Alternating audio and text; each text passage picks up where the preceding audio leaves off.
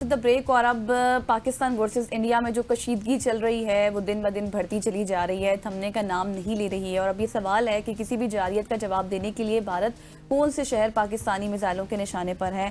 और आपको ये भी बता दें कि पाकिस्तान की खुशकिस्मती है कि पाकिस्तान का जो एटमी पॉलिसी है वो अटैकिंग है, डिफेंसिव नहीं है। लेकिन इस सूरत हाल में हम ये भी थोड़ा सा देख लेते हैं कि कौन से मिसाइल हैं जो टारगेट कर सकते हैं कौन से शहरों को इंडिया में। तो ये इंफॉर्मेशन मैं आपके साथ थोड़ी सी शेयर करूंगी। गोरी 100 किलोमीटर रेंज रखने वाला शॉर्ट रेंज हैतफ 1A मिसाइल जो भारतीय अमृतसर को निशाना बनाने की सलाहियत रखता है। फिर गजनवी मिसाइल जो 300 किलोमीटर की रेंज रखता है, जबकि मशहूर मारूफ 200 किलोमीटर की रेंज रखने वाला अब्दाली मिसाइल भी किसी से कम नहीं है, जो दुश्मन के कई ठिकाने तबाह करने की भरपूर सलाहियत रखता है। और इसके अलावा दीगर भी हैं जैसे बाबर, शाहीन, गोरी और 2200 किलोमीटर की रेंज रखने वाला अबाबील मिसाइल जो भारत के 80% इलाके को निशाना बना सकता है। और आप देखें कि इस तरह के मिसाइल जब हमारे पास होंगे तो फिर दुश्मन कहाँ टिकेगा। बिल्कुल ऐसे ही आज यही थोड़ा सा कंपैरिजन के ऊपर भी बात करेंगे और फिर इंडिया के जो अज़ाइम है उसके हवाले से बात करेंगे। हमें ज्वाइन कर रहे हैं ब्रिगेडियर रिटायर मसूद अहमद खान साहब। Sir thank you so much for joining us. Sir जो हमारे स्पेशली गजल ने जो इंट्रो दिया, हम इस हवाले से थोड़ा सा स्टार्ट कर लेते हैं। मिसाइल्स की रेंज है वो तकरीबन 100 किलोमीटर से लेके आप कह सकते हैं 2600, 2700 या 3000 किलोमीटर तक है। और अगर भारत की बात की जाए तो शायद उसका हदफ सिर्फ पाकिस्तान नहीं है, वो चाइना को भी देख रहा है। तो उसका जो एक दो मिसाइल ऐसे हैं जिसका जो रेंज है वो 7-8 हजार किलोमीटर तक भी आती है। सो एग्जैक्टली सो ये जो कंपैरिजन हम करते हैं इंडिया और पाकिस्तान का, कैपेबिलिटीज का, वॉर हेड्स का, मिसाइल्स का, ये वो तो बहुत बड़ा मुल्क है, उसके हिसाब से उन्होंने अपने बनाए हुए। हमारा थोड़ा सा कम आ रहा है लेकिन जंगी तौर पे तो हम भी बड़े मजबूत हैं सर।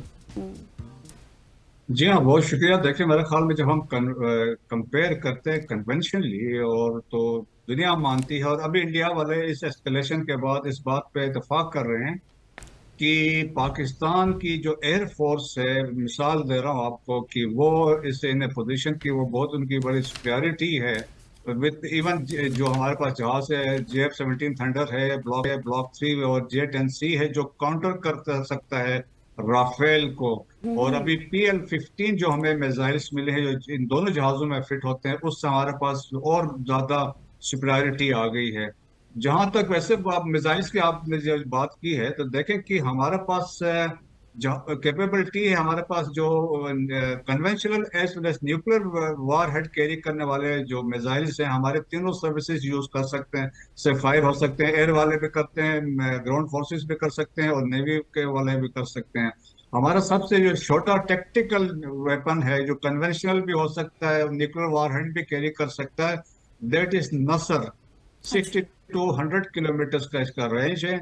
और सब्सिक्वेंटली बाकी ग्रुप से, और जो शाहीन 3 हमारा मिसाइल है वो 2750 किलोमीटर तक इसका रेंज है, मार है।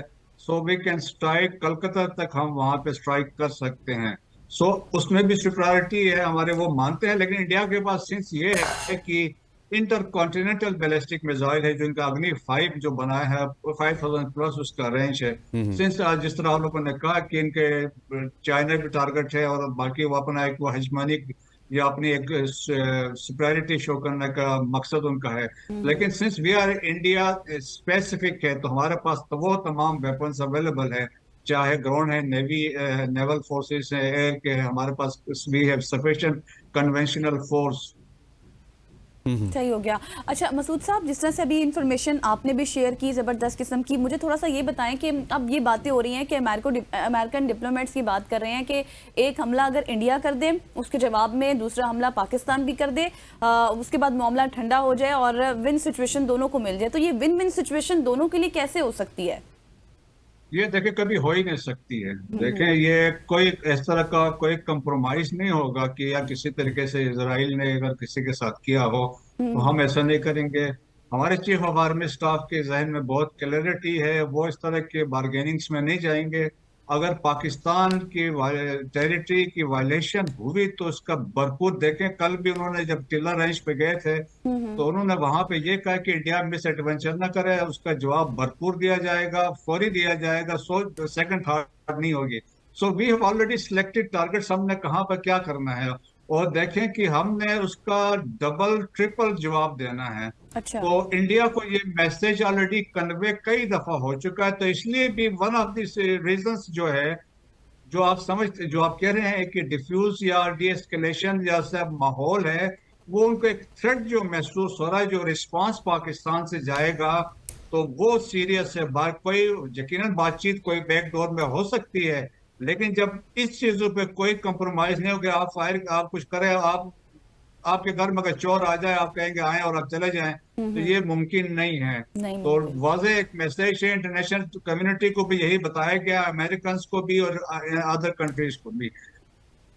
सही। अच्छा मसूद साहब, मुझे ये बताइएगा कि 2 दिन पहले रात को 1:30 बजे प्रेस कॉन्फ्रेंस करनी पड़ी हमारे मिनिस्टर साहब को, अता तारड़ साहब को, कि शायद भारत हम पे हमला कर सकता है, और ये बात बिल्कुल आया है कि भारत हम पे हमला किसी भी वक्त कर सकता है। और वो किस चीज़ का इंतजार कर रहा है? क्या वो हमें एक दफ़ा फिर ज़िंदगी हमारी नॉर्मलाइज करके उसके बाद अटैक करेगा, या फिर अब अटैक वगैरह नहीं होगा? आपका तज़किया क्या कहते हैं आप? ये आप देखिए, मेरे ख्याल में ये जो उसने इंफॉर्मेशन मिनिस्टर ने अगर 2 बजे 2:30 बजे प्रेस कॉन्फ्रेंस की है, तो बिल्कुल सही की है उन्होंने।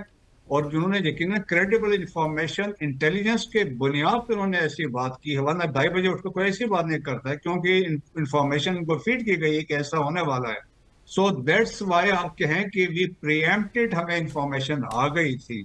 तो अभी भी यही है कि हमारी कैपेबिलिटी है, अगर उनका जहाज इवन अभी 300 किलोमीटर अंदर से जब उड़ते हैं अपने बेसिस से, यहाँ हमारे रेडार डिटेक्ट करते हैं, इवन हमारे जहाज जो हवा में होते हैं, तो उनके पास भी एक कैपेबिलिटी है, दे कैन डिटेक्ट, वो उस रेंज में आ जाते हैं। तो पाकिस्तान अल्हम्दुलिल्लाह कि कन्वेंशनली भी कैपेबल है, और न्यूक्लियरली भी हम we are far ahead from India. Missile technology में अल्हम्दुलिल्लाह हम बहुत जबरदस्त हैं। लेकिन हमारा ये है कि हम, जिस तरह चीफ ने कल भी यही कहा कि इस खित्ते में हम अमन चाहते हैं, लेकिन not at the cost of our sovereignty and territorial integrity, that is very clear. सही। अच्छा मसूद साहब, अब जिस तरह से हालात जहां तक पहुंच चुके हैं, हम देख रहे हैं अब तो 2 ऑप्शंस नजर आते हैं, या तो फिर मेजर इंटरनेशनल इंटरवेंशन हो जाए, या फिर ताकत की जबान इस्तेमाल की जाए। आपको लगता है कि इसके अलावा भी कोई थर्ड ऑप्शन है जिससे हालात नॉर्मल हो जाएं? तो वो जो आपने तो ऑप्शंस की बात की, थर्ड होता है कि बैकडोर चैनल्स पे पास में हमने एक्सपीरियंस देखा है कि जिसमें कुछ हमारे बहुत सारे इस पाकिस्तान से भी इंडिया से भी लोग एक्टिव हुए, और उन्होंने कोशिश की कि सिचुएशन को डिफ्यूज करें। So that possibility can not be ruled out. ये गवर्नमेंट की जिम्मेदारी वो होती है, वही करते हैं।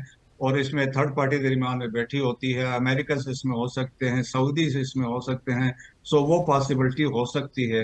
अफवाज पाकिस्तान की बात है, तो वो तो सोल्जर्स है, उन्होंने ऑर्डर्स लेने हैं, ऑर्डर्स को इम्प्लीमेंट करने हैं, और आपकी जब वायलेशन होती है उनको जवाब देना है। तो पाकिस्तान आर्म फोर्सेस वो क्लियर है हमने क्या करना। अच्छा मसूद साहब, अभी जिस तरह आप ब्रेक से पहले, ब्रेक में हम बात कर रहे थे कि इंडिया बिल्कुल कोई एडवेंचर करेगा। अच्छा, क्योंकि उनके मीडिया को भी जब हम देखते हैं तो वो भी उसको मोदी सरकार को बहुत ज़्यादा उभारने की कोशिश करते हैं कि आप एडवेंचर करें, पाकिस्तान को जवाब दें, और वो तो ये कि भी कहते हैं कि पाकिस्तान का नाम सफ़े हस्ती से मिटा दें। हाँ। अब ये बताइएगा कि ये तो बिल्कुल नामुमकिनात में से है, हमको यहाँ पे चूड़ियाँ पहन के हमारी फौज भी नहीं बैठी हुई कि हमारा नाम सफ़े हस्ती से वो मिटा देंगे।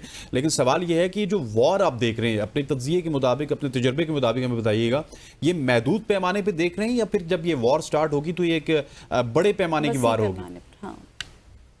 तो एक्सपेक्टेशन महदूद उस पे है, लेकिन अगर इंडिया, डिपेंड करता है वो क्या करता है, और उसके बाद जो जवाब जाएगा हमारी तरफ से, तो एस्केलेशन या बाकी चीजें जो है हम लोग कंट्रोल कर रहे होंगे, तो वो फिर हमारे पास होगी कि हमने क्या करना है।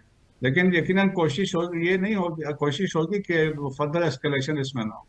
सही। लेकिन अच्छा मसूद साहब, मुझे अब ये बताएं, जिस तरह से हम रोज इस चीज़ को कवर कर रहे हैं, टॉक शोज भी देख रहे हैं, हर जगह बातचीत हो रही है, मुझे लगता है अगर हम पुराने माजी को भी देखें और अभी भी देखें, तो पीपल्स मैटर, उनका बिहेवियर मैटर करता है, पर्सनालिटी मेकअप मैटर करता है, कि अच्छे, मतलब आप ये कहें कि अच्छे अच्छे फैसले भी हुए हैं माजी में, मामलात सुलझे भी हैं। लेकिन अब अगर देखें हम कि 4 बड़े जो लोग हैं इंडिया में, उनके फैसले जो हर फैसलों में बैठते हैं, उन्हीं से सब कुछ चलता है, उन्हीं के फैसलों से। मोदी खुद हो गया, अमित शाह हो गया, देवल वो जो हैं, फिर इसके साथ एक और। तो क्या आपको लगता है कि इन चारों में से ये जो बड़े हैं, किससे बात की जा सकती है? कौन जो है वो बात को समझने वाला है, अगर कोई इस तरह का स्टेप पाकिस्तान की तरफ से लिया जाता है तो? देखें कि जब बातचीत होती है तो मोस्टली होती है जैसे विद नेशनल सिक्योरिटी एडवाइजर से। अगर कोई बातचीत अगर गवर्नमेंट ऑफ पाकिस्तान करती है या कोई और पार्टी करती है तो वो अजीत डोभाल से हो सकती है। तो लेकिन ये है, देखें कि ये जो जितने लोग आपने नाम गिनवाए हैं ये संघ परिवार के लोग हैं, जी। जो जिनके जहनों में हेट्रेट है फॉर मुस्लिम्स। उनको इस बात का दुख है कि मुसलमानों ने 1000 साल तक सब कॉन्टिनेंट में हुकूमत बिल्कुल ऐसी। की। और मसूद साहब वो आज उसी दुख में हाँ। मारे जा रहे हैं और आज भी वो उसी दुख में पाक नाम भी बढ़ाना चाह रहे हैं। Thank you so much for joining us. Brigadier Masood साहब हमारे साथ मौजूद थे। खवातीन और आजाद यहाँ पे वक्त हो जाता है एक शॉर्ट सी कमर्शियल ब्रेक का। Stay with us.